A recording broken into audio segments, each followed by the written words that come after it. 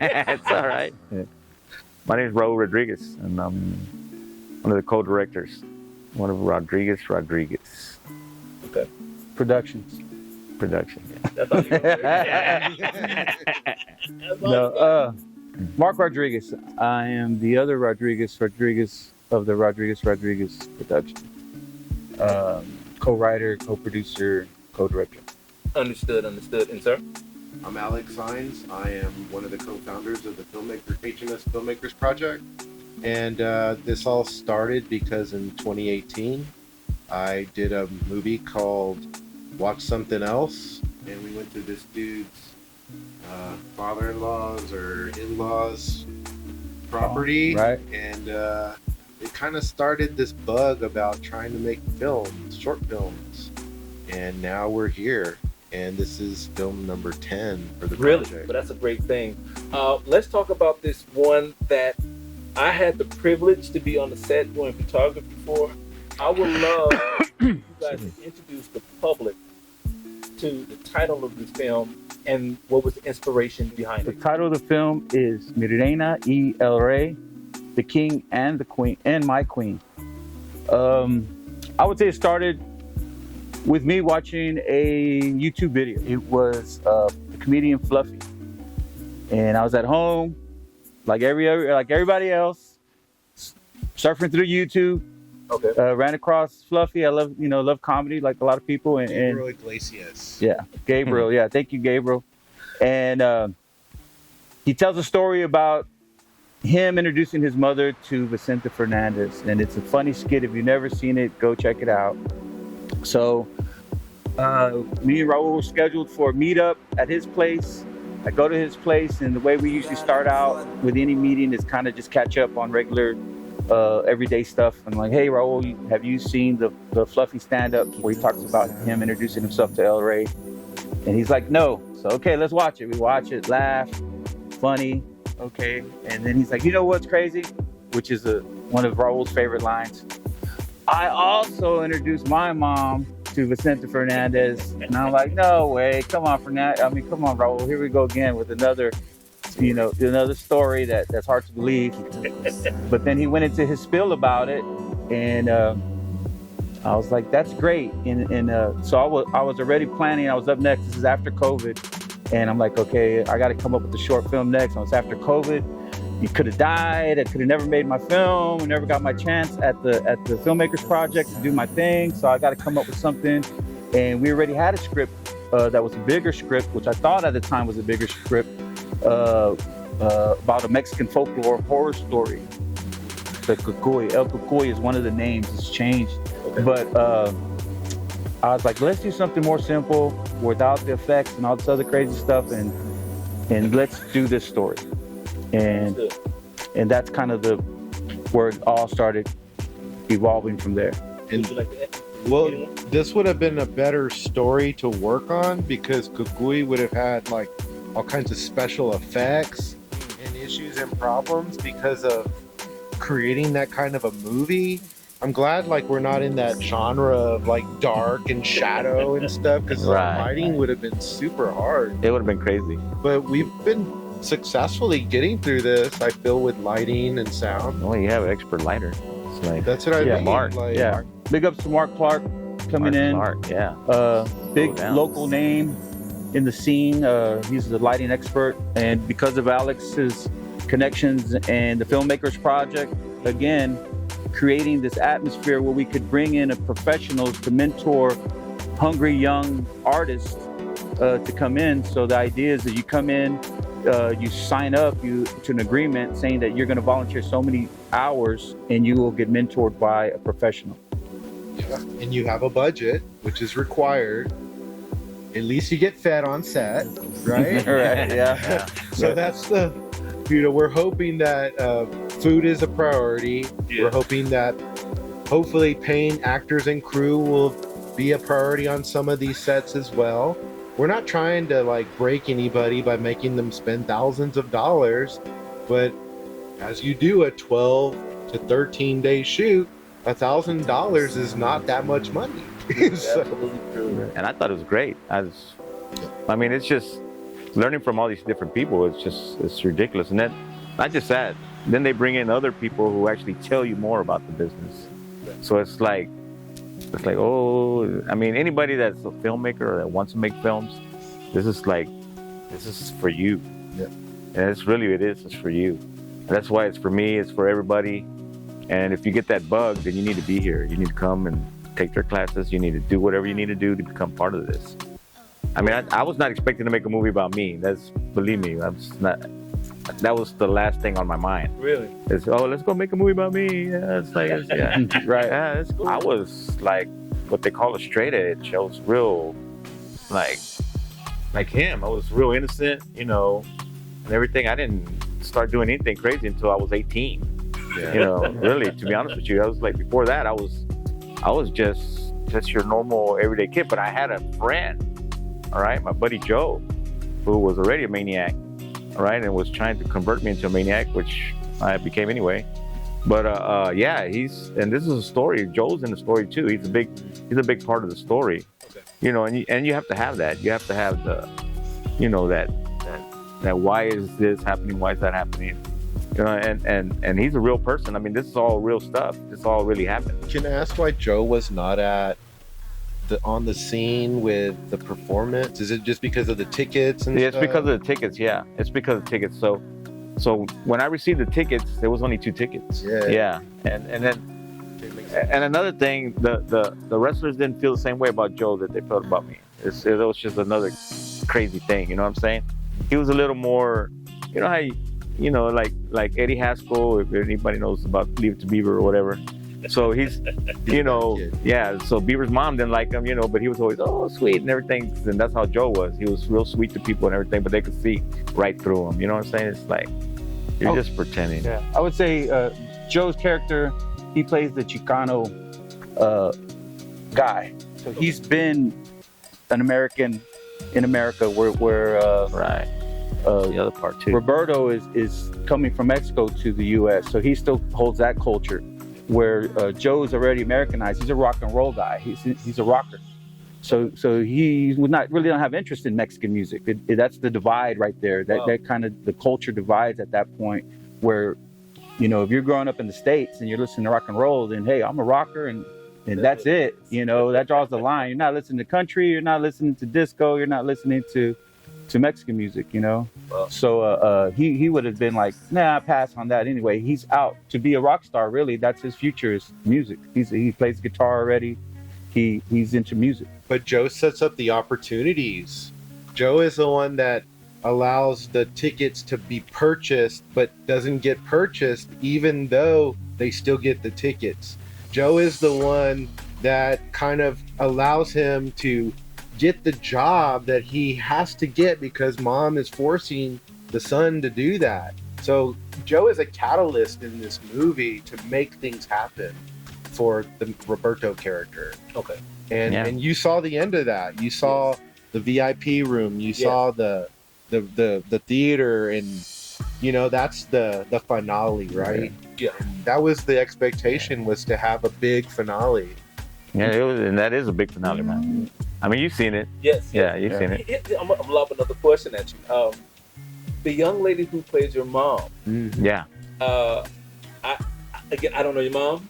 Right. But I do know that actress, to me, did a very good job. Yep. Would you agree with that? Yes, absolutely. Okay. Yeah. Why? No, absolutely. Well, I mean, she's a mom figure. She's a mom. I mean, it's just no way around it. It's like she was characterized or whatever. It's just that's her character. She's a mom, right? She could probably play anything else, but as a real person, she doesn't even have to act to be a mom. Yeah. She's just like a mom. Yeah. If you knew her like as a person, her name is Marie. Yeah, Marie. And she's like super go-getter. Like she drove from San Antonio just to be. Wow, really? Right. Like, yeah, it's crazy. She's the kind of person that's always going. Right. She lives in Galveston. Okay. She's doing the film in Houston, and then she goes to Austin, Dallas, San Antonio to do her side work, which is helping artists and being an artist and going to different group meetings and showing people how to do art. Understood. Let me ask you, how long did it take you guys to write this particular script for this film? Yeah, it's ongoing. It's still being written. Right, yeah. Yeah, it's still being written. Yeah. Yeah. It changed a little bit. It from changed. the- It changed. So we started off as a heartfelt film. Yeah, it's real cool. 27 pages. Maybe Well, at first it was Yeah. less. it was less than that, but yeah, it was like 13 pages on the one I Okay. remember. But then we got a little crazy, and then we decided, you know what? Let's flip the script. Well, you have to flip a script when you make a movie.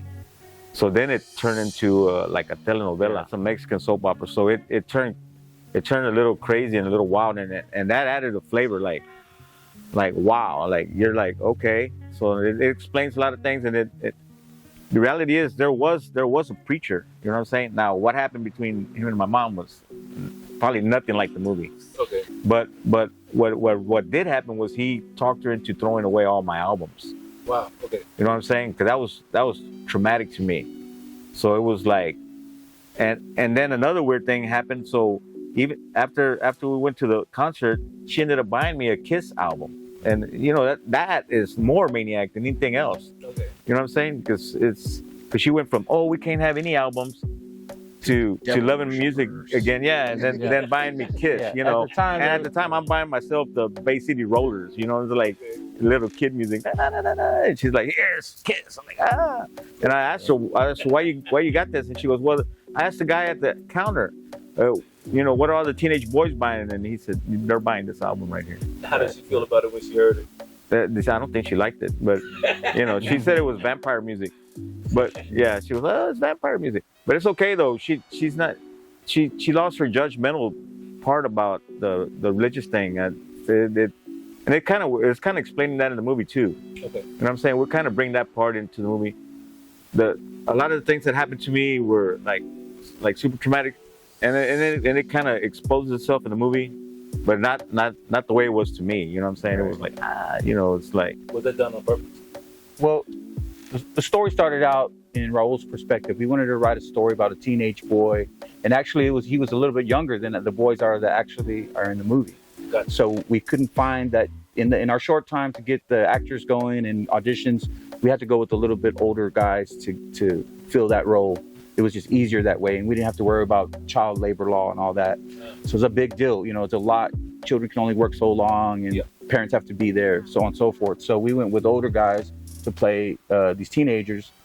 And but again, writing the script, we started out from a boy's perspective, and then of course his single mom was part of the story, and then the women that are participating in the group were like, you need to beef up the mom's role, and we're like, yeah, you're right, you know, that's great input. We need to beef up the mom's role. We need to make her more of a real life character. And because of that, it just started folding over, and her role became bigger and bigger to where it equaled his role. So the story is actually two stories. That's the mom side of the story and the son. Maybe eventually the father's. Okay. Yeah, Right. it could be. I mean, And the father is the last scene. Part. It's like the Star Wars scene. It's my father. It's The father like is missing. The father's been missing at this point. as long At as the this point, son yeah. has been alive. Gotcha. Yeah, right. Hispanics don't have to make gangster movies. All right, Very good. we don't have to make movies about bringing our own people down. We don't have to do any of that stuff. We could actually make an uplifting movie. You know, only because that's the only movies that Hollywood will pay for. They're not gonna pay for this movie, but they will pay if I say, hey, yeah, I got a gangster movie, you know, and I'm gonna kill people and all this stuff. Oh yeah, that's great. That's wonderful. Let's do it. Really? But I'll say like Yeah, John I don't know. Singleton when he did Boys in the Hood, I don't think that he was thinking they would put money towards that either. Oh yeah, I felt like that was him just winning a lot of like awards for his scripts and stuff, and then basically Right. saying, I'm gonna do this movie, nobody's gonna stop me.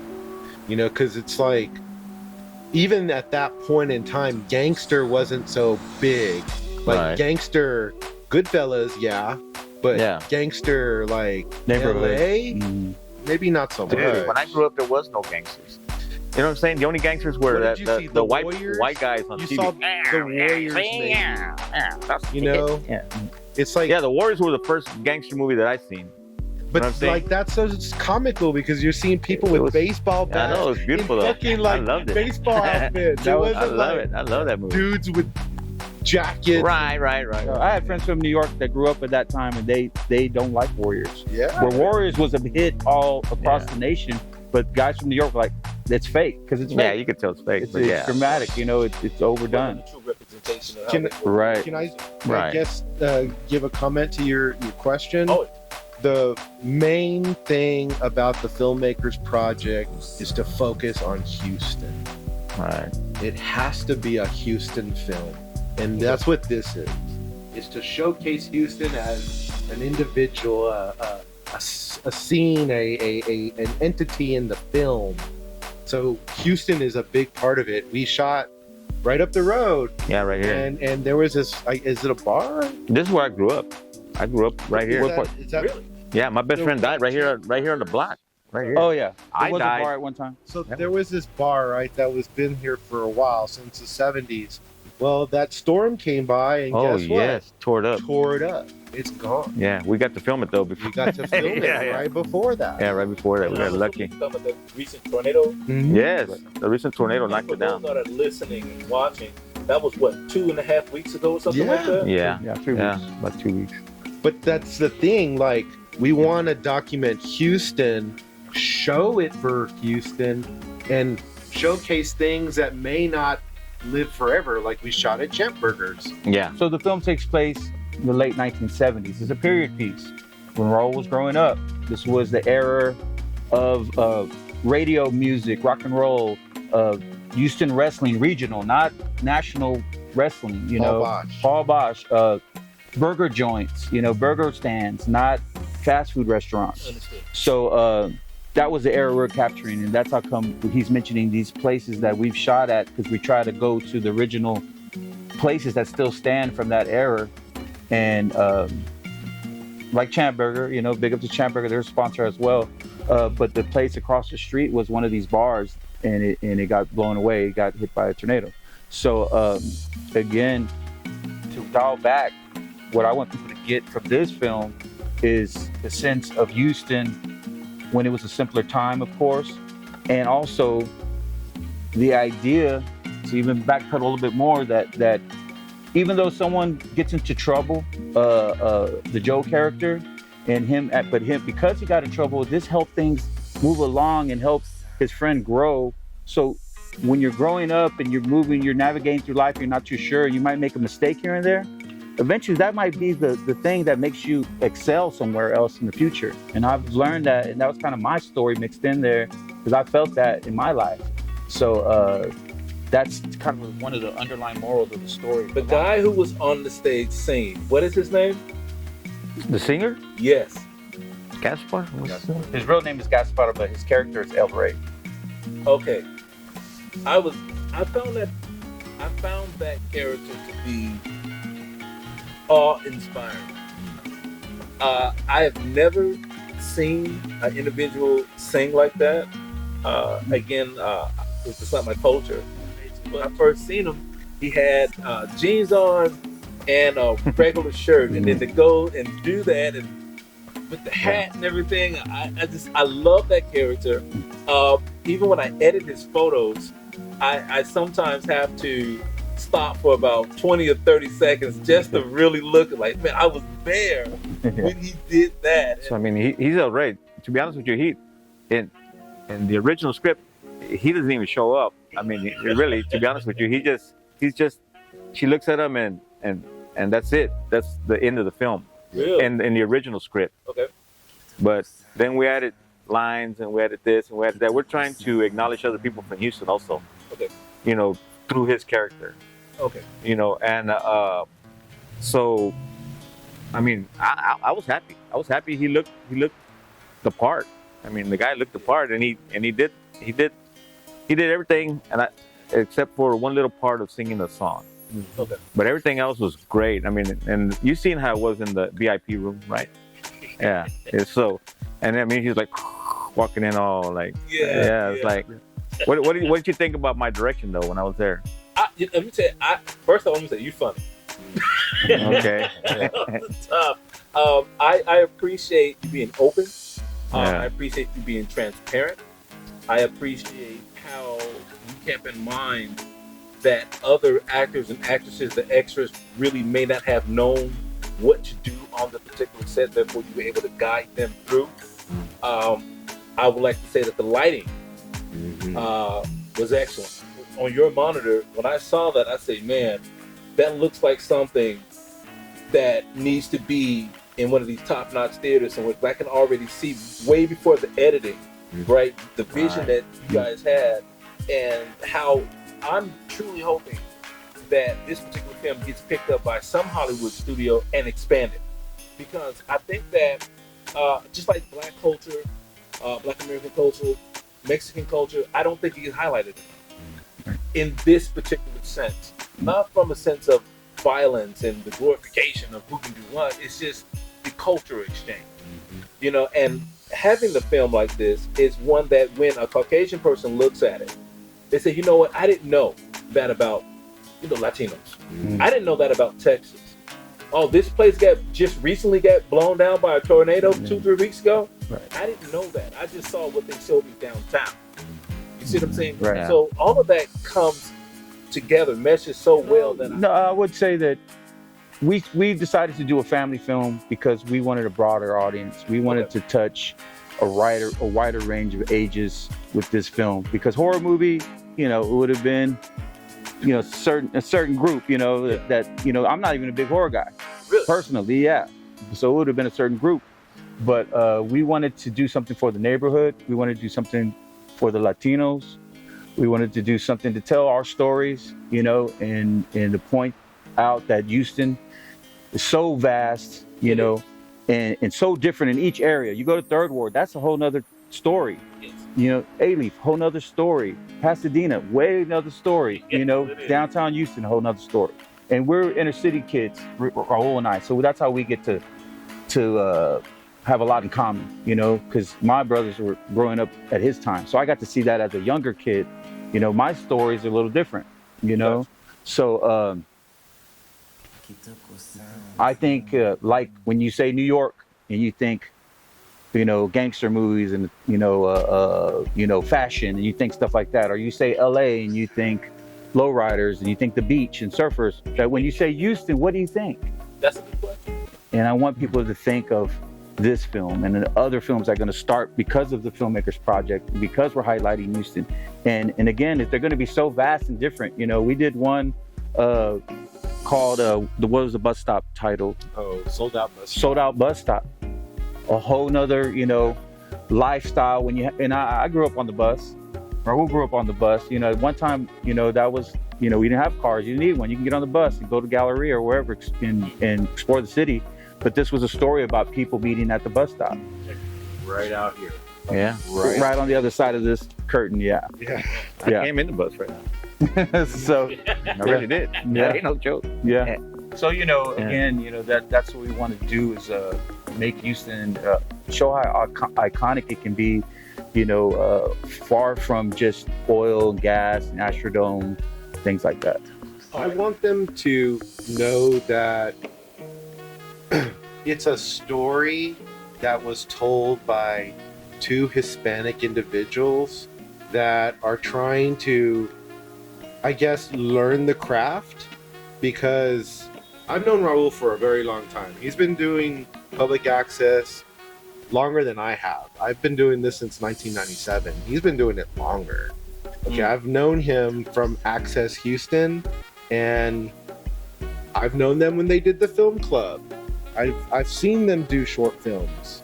This was like, okay, guys, let's grow up now and tell true big stories that could go on a big screen.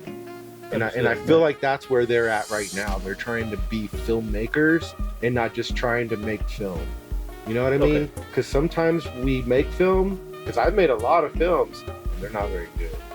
Okay? We're trying to be professional with this project. Understood. And I feel like they've taken that and have made their first real professional film. I guess the God Particle and That was one of the That was first pretty film good. races. I like that. That was in the middle. It was good, Yeah, it was but good. it was very different. Yeah, way It was different. shot very different. Yeah. The lenses that they use, Mhm. the kinds of cameras that they use, super different. Oh yeah. Yeah, even the light. No, I didn't look- That's what I hope that they gain from this project. I would say it's a project film. It's a project of growing, learning, getting out of your comfort zone, trying different things. The struggling is part of it, of course. You know, I was prepared for this in my mind. I was like, okay, I'm gonna get into this, and my personal goal, was to deliver the biggest project yet for the Filmmakers Project. I said, I gotta top everybody. If I'm gonna do it, I'm gonna do it all the way. So, a lot of memories coming in. Yeah, dude. It's okay. Yeah. It is okay. Yeah. I appreciate you. But, doing But I wanted to do something, you know, to set the bar, and that's what my goal was. And again, what we talked about before the camera came on was, you know, scheduling, auditioning, you know, Family life. yeah, and then the struggle of just balancing that your personal life with trying to finish a project. This is probably Yeah, the yeah. hardest, really the hardest life, dealing with production that any of the people on this. Oh, we were shooting. Projects We were every day. shooting in the month of where it's 100 degrees every day, and you're shooting outside, and we were loading, unloading, 2 or 3 times a day equipment into 2 different trucks. Wow. You know, and the 100 degrees started at 10 a.m. Okay. You know, so we were doing things like that, and just to show the passion behind it, you know, and we were happy just to be in the shade with the breeze. Yeah. In the air conditioning. Yeah, just a little air conditioning. right. Yeah, It was but we had a great rough. time. Every shoot has been like emotional for me, because I just can't believe how everybody just pushed together, you know. And I'm like, wow, they're doing this for us. So to me, it's all about manifestation, right? So it tells you that you can manifest anything, right? If you really look at the story, he manifested the tickets, he manifested this, and it's kind of lost in the shuffle, but that's the real story. The real story is manifestation, and anybody can manifest. You can manifest. It's look at it. Look how crazy it is. Look how many people showed up. How many people showed up? There was a lot of people there, right? Yes, it was. And it was just manifested. It was manifested. It was everything that's been happening has been just manifestation. It really has. I mean, I don't even know how to explain it. It came from nowhere and just manifested itself, and to a big point that anybody can do. And it sounds crazy. Oh yeah, it's not making. Yes, you really can. It sounds crazy, but it's really true. It's planning. Yeah, it took a lot of planning, of course, and it takes a lot of hard work and all that stuff. So don't get me wrong. You can just go home and start manifesting stuff. No, you have to get up, right? You have to get up and do it. But the reality is, if you do get up and do it, then you can manifest stuff. You know, if you just thank God for everything, you can manifest whatever you want. You've seen me from the first day I've come here. Yeah. I never thought that I would be here in this capacity interviewing you gentlemen here. And it is a great honor and a pleasure for me to do that. And it's a great honor and pleasure to be on your set. Appreciate that. So much. Yeah, you caught a lot of stuff. Good. I got 100 pictures already. Like, damn, we barely ain't even started yet. Right. Yeah, right. Like, oh Lord. Yeah, definitely. I would like to say that as well. Back to you, was watching you work and how efficient you are, and how you had your stuff together, and you were just shooting, and the images were popping up on your laptop, and that's something that, you know, I know can be done, but to see someone actually doing it and gun ho and, like, you know, without stopping, basically, you were just going, and you're like, oh yeah, I got this. Oh, I got that. You know, and you just, you know, the whole time I'm seeing you, you're moving. Yeah. The date of release. We're talking about maybe doing art crawl this year, Okay. and so maybe a smaller version of it will be shown at art crawl at Hardy and Nance Street. That's the hope. Is in November we're gonna show it, and have multiple.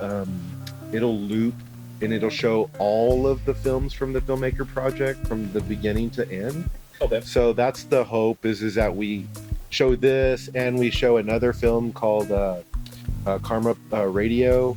They will be the new films that will be shown for the filmmakers project this year. Understood. As far as the movie Mi Reina. Oh yeah, it's Mi Reina y el Rey. So he gave y'all the description, but he said it backwards. Yeah. So it's really my queen and the king. Okay. Yeah, that's how it really translates. And my mother was the queen, and El Rey, of course, El Rey is El Rey. You know, it's like everybody knows who that guy is. Like, it's like, And if it's a telenovela, it'll probably be like 30 minutes. yeah, it'll probably be about 30 minutes, which is already 30 minutes right now. But we just have to squeeze it in some kind of way or another, and make sure that it still tells the same story. I don't care if it's a 2-hour movie. I don't, to be honest with you, but we're not gonna be that crazy. Yeah. But yeah, It's around 24 minutes right now, is the way we're looking at in the long cut. But we haven't cut it down yet. We're just putting together all the scenes. Understood. Really. So rough cut, we're actually aiming, I would say, October, for the rough cut. The idea too is also that not only are we concentrating on rehearsals and lighting and using the right camera, the right lenses, and the right focus, we're also going into the depths of sound with this film, which is the other half of filmmaking. We're not in the silent movies anymore. Right. So, and that means not only the audio from the actors, but not only the music, but the mix, and then the Foley sounds, all the extra little sound effects. And so we're really getting deep into that. And so that's what's going to cause the film to be stretched a little bit longer, to get that mix to where you have a cinema experience with audio as well. Understood. Yeah. One thing that you hear a lot in Texas that you don't think about, but you hear it, cicadas. Yeah. This is true. Yeah. That's probably going to be embedded in their soundtrack. Well, it should be, but I mean, when I was growing up, that was prevalent. I mean, it was like every day, just all day long. You hear them all day. It was kind of crazy. And there was crawfish everywhere. Everything is different now. I mean, there was literally crawfish in my ditch in front of my yard. Yeah. Still, the soundtrack, cicadas, maybe some conjunto music or some kind of, Spanish music playing in the background. These are things that I feel are going to build the layers of it and will eventually make their film really watchable. Because that's the thing, the sound is as important as the visual. Yes, it is. And they are thinking about that. They are both sound people and visual people. Understood. I mean, every time we were on the deal talking about lenses, I was asking Ro, well, what do you want? What do you want? Because he knows visually what he wants, and then I have to deliver based on that. And it's a good learning experience. It is. Yeah. It is. It's nice to know what lens to use. Well, and some of the imagery was beautiful. It was. It's really nice. If you use the right lens, and and then they can see it on a 100-foot screen, and it's all sharp. Oh yeah, it's gonna be and beautiful. it's not out of focus. Right. Let's do that. That's what we're going for. Yeah. That's what we're going for. It's already there, but it's good. No, that part is good. Yeah, you've seen it. Yes. Yeah. I did. Yeah. The lighting was spectacular, though. By the way, I got to keep going to that part, only because I like lighting stuff. If you look how we're all lit right now, everybody's lit real beautiful. but no, it's one of the most important things. Yeah. So it's like the sound, of course, we're gonna murder that. The visuals, I just make the story go, and man, it's a home run. And this is only the beginning. Yeah, right. Quick question: is it going to be in Spanish and English or Spanish only? No, Spanish and Spanish and English. Spanish and English, yeah. Yeah. Well, you weren't there for the other shooting, so this part was mainly in Spanish, right? Yes. Because of the scene. Okay. But the scenes in the house, the mom requests for the son to speak in English, and everybody's speaking English because that's what was happening in my house. My mother would request everybody to speak in English because she wanted to learn English. So when she went to work, she would understand what other people were saying. Right. So we got that part. And that's part of the culture, and The same even thing. more prevalent in that era where both my parents Spanish speaking. My siblings and I had to learn Spanish practically on our own because they were the idea of America, the American dream was in English. So we had to learn how to speak English well. So that was the idea. But then we're like, y'all messed up. We could have known. I could be speaking Spanish and English, you know, which is even more powerful. But, you know, come to learn that later. So, and even if he's successful with this film, like he may be in that Spanish language genre, and then maybe the next 3 films he makes is all going to be in Spanish. I'm learning more Spanish making these kind of movies. So it makes me happy to sit there and translate and learn, and we go back and forth, you know, on what's the right word, and we still get corrected from someone else. Like, you know, though that's not actually did happen on set. Yes. Yeah. It happened to set. Yeah. We didn't know that charro and mariachi were 2 different things. We're like, what? Who would have known? Right. You know what I'm saying? It's like, dang, this don't make no sense. All right, well, we're gonna wrap it up right here. All right. I like to say big up to the crew, Yes. the cast, Yes. HMS, Yes. our Absolutely. parents, our families for letting us do this stuff. The artists that are letting us All use our their music. sponsors that came through for us, all our friends that have backed us for all our fundraising. You know, we did a lot of fundraising. We spent all that money, you know, so it did go towards the film, guys. I promise you, you know, we're broke again, and we're reing up to shoot 2 more scenes and then go into the soundtrack. So follow us. Oh yeah, catch us on Donate money. Instagram. We forgot to say that. Instagram. Yes. Mi Reina, ELRA. It's me_Reina_Y_L_Ray. I'm gonna be sure to put that. Short film project at the end of that too. On Instagram, you'll find it. And I've never seen it. no one has that title. I double checked. Yeah, who the heck has that title? Yeah, follow us on Instagram. All right. Well, I appreciate you guys. We're wrapping it up here. Boom. Awesome.